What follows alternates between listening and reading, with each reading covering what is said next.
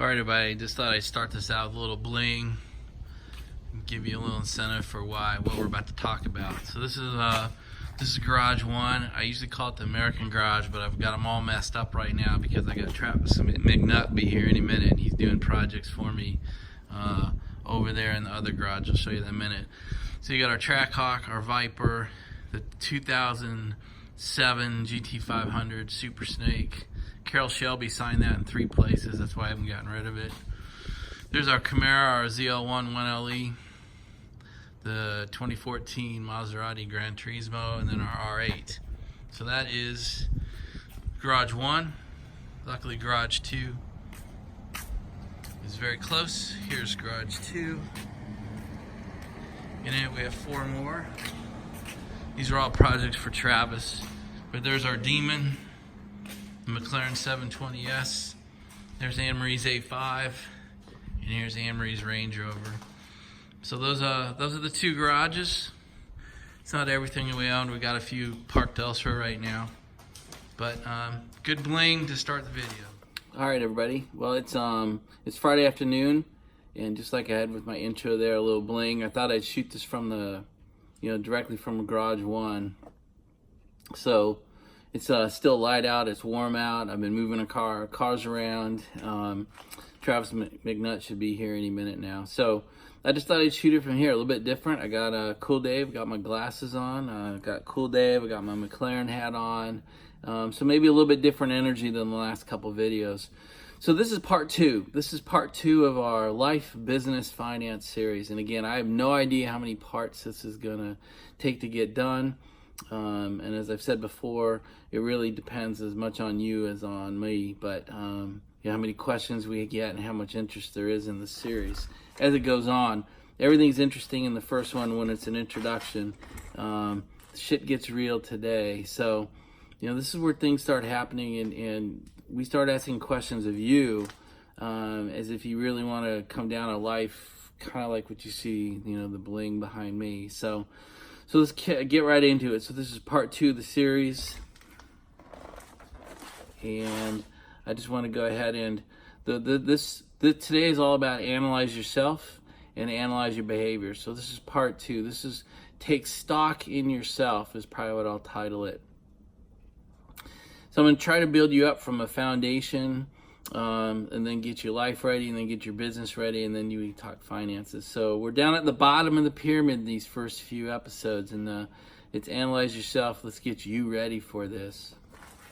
So what does analyze yourself mean? So for me, I do it today. I do this process even through today. So just because I'm successful and retired and independent, I still ask these questions of myself pretty much every day. And so question 1 is, what are you doing that you need to stop doing? And question 2 is, what are you not doing that you need to start doing? These are 2 fundamental questions that really should change your life today. And this is where I say it gets real, because this is where I'm asking you, if you want to be successful, it starts today. It starts the day you watch this video. Not tomorrow, not a week from now, not next month, not when I finish school, but today. Let's start it today. Because if you don't, it's going to be hard for you to progress through these videos. Because we'll be basing these, you'll be doing work based on on the work I ask you starting today. Forms the basis for the rest of these videos. So do this. So it is critical to ask yourself, what are you doing that you need to stop doing? And before I give you all my answers, you know it already. If you turn off all the noise around you, if you get quiet, if you think about it, you know the behaviors and the choices you're making that you need to stop doing and stop making today. So my advice is turn this off. Stop. Get out a pen and paper and write it down. What are the 5 or 8 or 10 things that you need to stop doing that are destroying your life and your ability to be productive? So I'm going to go through now the ones that when I was young, I had to stop doing. So I'm not telling you anything out of a book. I'm telling you things that I ended up having to stop doing as I got more mature in life. So number 1 The biggest thing you can stop doing is stop overspending. Stop becoming a slave to debt. That's just a horrible sentence, isn't it? Stop overspending, but you're turning yourself into a slave to your debt. And the faster you can stop doing that, the faster you'll be on this side of the lens or living this kind of life. So hard to do it. It's so simple, right? And that's going to be a theme throughout this series. I'm asking you to do some very, very simple things that are very, very hard to do. Because we're talking about behaviors. And behaviors is one of the hardest things for us to change. How we make decisions, that we analyze the decisions we make, that we realize we're making decisions even when we don't know it. Boy, that's hard. And then changing those things. So stop overspending, stop getting yourself in debt. And I'm not trying to credit shame you. If you're in debt, I'm not telling you you're a piece of crap for doing that. We're not going to shame people who are in debt. Everybody's in debt. The point here is stop it. Stop making those decisions. If you are getting ready to go buy something as you watch this, maybe you shouldn't do it. Maybe you should watch this video and cancel that. Don't go buy that car. Don't go buy that house. Don't do that vacation that doesn't make sense. Anyway, those are just some of the things. So specifics, stop buying things on credit. Stop buying that new TV, the new gaming console. Stop buying things you cannot afford. And certainly stop doing it every year or two. Stop buying that car every year or two. Stop buying that phone every year or two. Stop buying that iPad every year or two. Stop going on big vacations if you have to. Just what do you spend money on that you know you should be putting to better use? Another one is don't refi your house. Don't refi your house unless you're doing it for a couple of reasons. The two best ones, in my opinion, are you're getting a lower interest rate or you're shortening the term of your loan. That's the big one. If you're refining a 30-year mortgage into a 15 or... Sorry, a phone call came in and knocked me off. Sorry. Probably should be smart enough to know how to turn that off, but I don't. So anyway, if you're refining your house to cut your interest rate or to reduce the term of your mortgage, that is brilliant, especially to reduce the term of your mortgage. That can cause pain, but if you're getting a lower interest rate and you're cutting the term from 30 to 12 or 30 to 15 or 30 to 10, you're going to be one happy person. That I guess that presumes you're going to stay in the house, right? But even if you're not, to build up the equity in your house, even if you're going to roll out of it, I think makes sense. Now, I'm a guy who built the house. We had our house built 23 years ago, and we're still in it today. It's our second home. And we bought a starter home, lived in it for 4 years, and then this house built. And we paid ours off several years ago. So anyway, don't refi it and then spend the money on stupid things. Don't refi your house and then go buy a bunch of new furniture. Don't refi your house and buy TVs and pay off credit cards. And refi your house and go buy... Damn it, same guy called me, he knocked me off again, sorry. So we're talking about refi, we're talking about don't refis, right? We're talking about reasons to refi and reasons not to, okay? And the reason we were talking about not to was, paying off credit cards or buying a car or going on vacation or buying toys, whatever you call it, a boat, jet skis, a race car, trailers. Don't do it, right?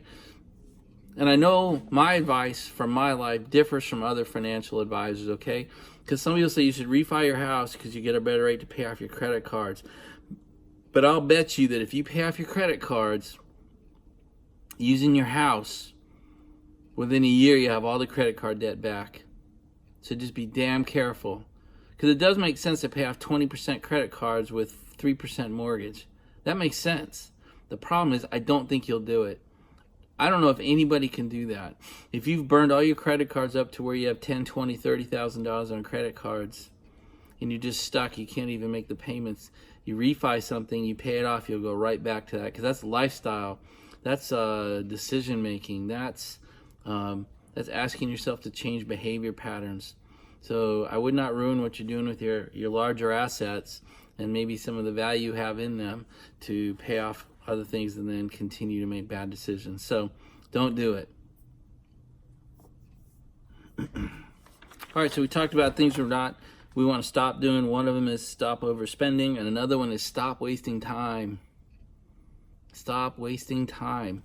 Because I know I'm one of the most efficient people I know with my time, and I know I still have time. I still waste time. I still watch YouTube videos. So there are things you're doing that you should stop doing, right? Stop playing games so much.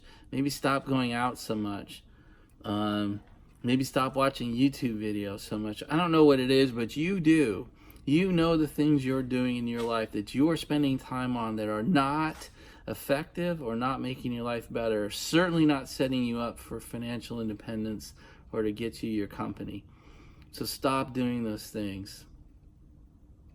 So this is where we go back and we say, let's make a list. Make a list of things that you need to stop overspending on. Make a list of things you need to stop doing so you stop wasting time.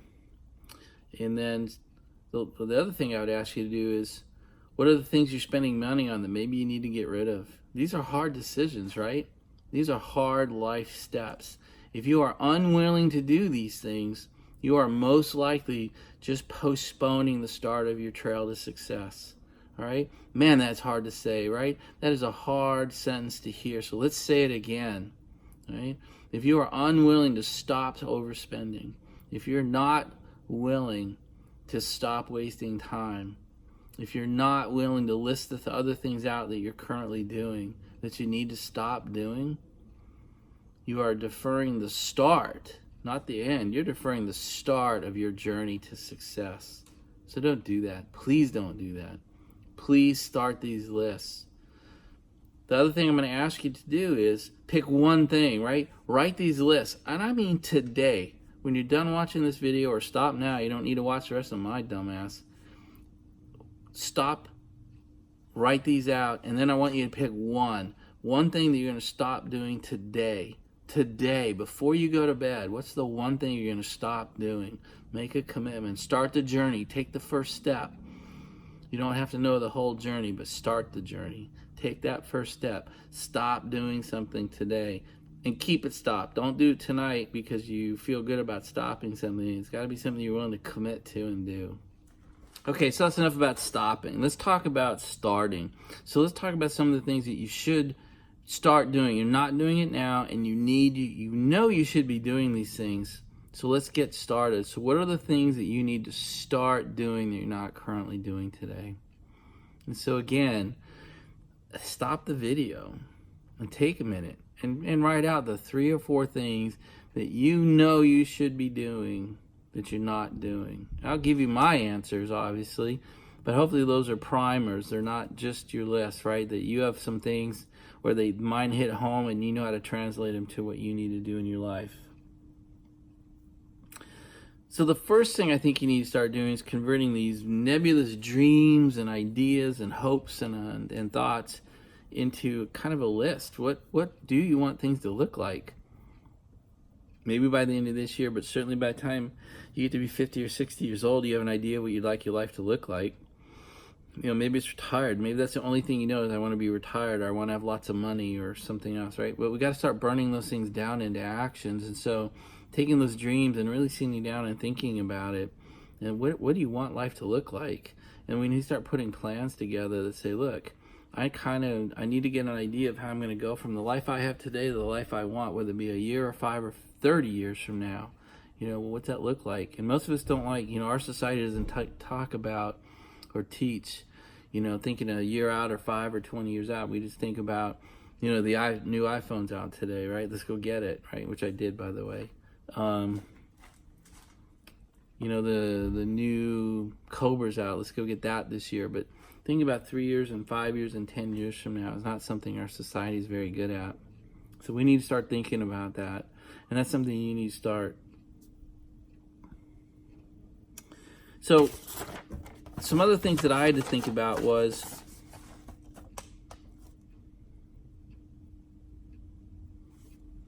do you need to start going back to college? Do you need to start going back to school? Do you need to get in some sort of training program? I don't know what that is.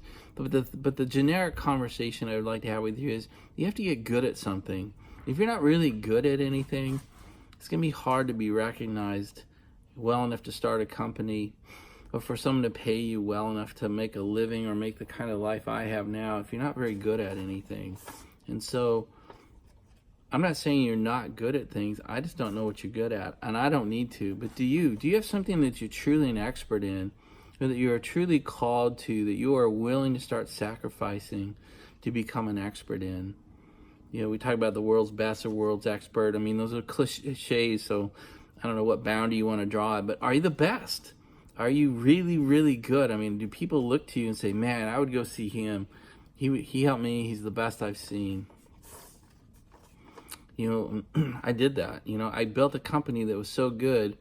Many companies came to us to be partners or to help them get out of trouble. And many clients came to us and said, after all this time watching others, we want your company to be the one that comes and helps us. So I have done this. I currently have that now. So let's talk about things that I'm trying to start doing that I wasn't doing.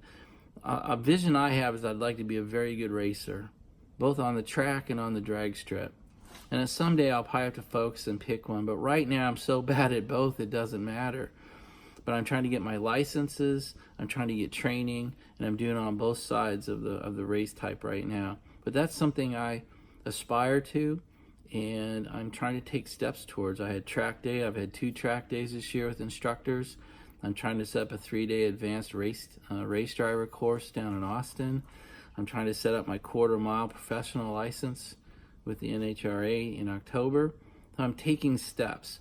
Now, do I know what the next step is? I really don't right now. I have some ideas, but at least I'm taking steps to walk towards what my next dream is. Now, that's what I'm asking for you to do is, what does your dream look like, and what are the steps you can start taking? Because there's a good chance you're not taking them right now. You're in a job that's not helping you. You're not studying. You're not taking a professional class. You're not getting certifications. You're not getting degrees. You're not getting experience. Because that is hard. That's after work time. That's evenings. That's weekends. That's holidays. That's your own money being poured into college. It's your own money being poured into a certification. I know the classes I take aren't cheap. The track days I go to aren't cheap. They cost real money. And you have to save up for a while and start taking them, whatever that is. So that's the next thing, is stop and say, what's the other thing I would ask for you out of this video is, what's the one thing? What is the one thing that you're going to start doing tonight? Not tomorrow, not next week. You know, we can defer ourselves into forever. And pretty soon it's 2019 went by and we didn't do anything. We didn't stop doing any of our bad habits, and we didn't start any new ones. Start any new or good habits, sorry. And the way that happens is by not doing it tonight.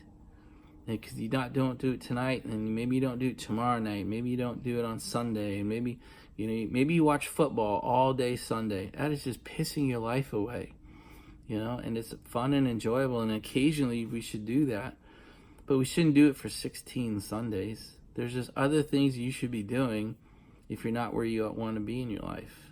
You know, being an expert in football stats is probably not going to take us very far. So that's just one example of us wasting time. So what's the one thing, right? You can put it in the comments below if you want. You can DM me on Facebook. You can send me an email if you want. Or don't tell anybody. I mean, it's really just for you. But sometimes when you post it out there, you start... When you tell other people that you're going to stop doing this, or you tell somebody else, I'm going to start doing this, you know, it puts a little accountability. You put your name and your ideas out there in public. All right, guys, I'm going to shut the video down at this point. So you've got to analyze yourself. You got to take stock in yourself, right? You've got to ask yourself, what should you stop doing that you know you shouldn't be doing, and what should you start doing that you know you should be doing now? Make those lists.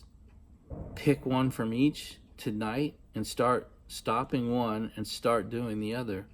Total success. If you can just do that, you have taken a huge step towards a life of success.